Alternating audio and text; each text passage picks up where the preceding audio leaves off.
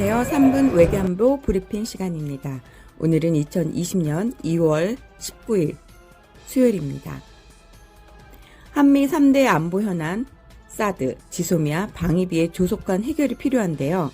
그래서 한미 국방장관 회담 24일 워싱턴에서 개최할 예정입니다.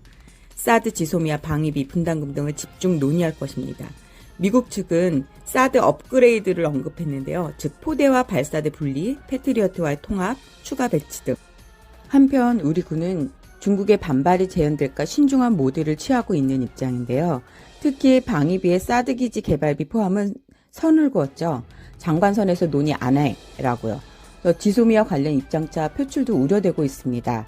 한편 주한미군 사령관 분담금에 합의 없으면 한국의 노동자 무급 휴직은 계속 지연이 될 것이다.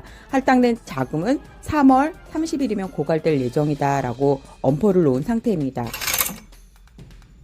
김정은의 출처 정보를 통해 김정은의 일거수일투족 및 심리 상태 등을 분석한 결과 극도의 불안감을 표출하며 평양에 머무르고 있다고 합니다.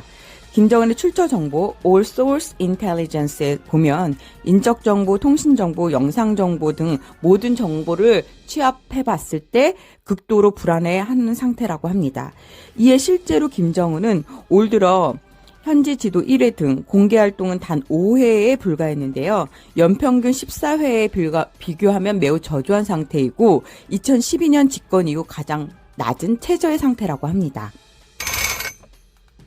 트럼프 정부와 트럼프의 전 참모들이 북한 문제에 대해서 대립각을 세우고 있는 상황인데요.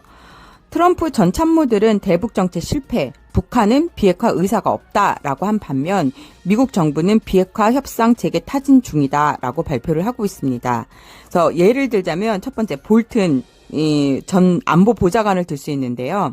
북한은 핵 포기를 위한 전략적 결단에 어떠한 증거도 없다. 결국 트럼프의 대북 외교는 실패로 봐야 한다라고 했고요. 특히 북한은 40년간 4번의 중대한 합의를 했으나 한 번도 지킨 적이 없다며 북한의 비핵화를 실패한 운명으로 규정짓고 있습니다. 또한 그 두 번째로 켈리 전 비서실장인데요. 비핵화를 위한 미북 정상회담의 효과는 결과적으로 없다라고 말을 했고요. 북한 김정은은 아직도 트럼프를 기만 중이다라고 했습니다.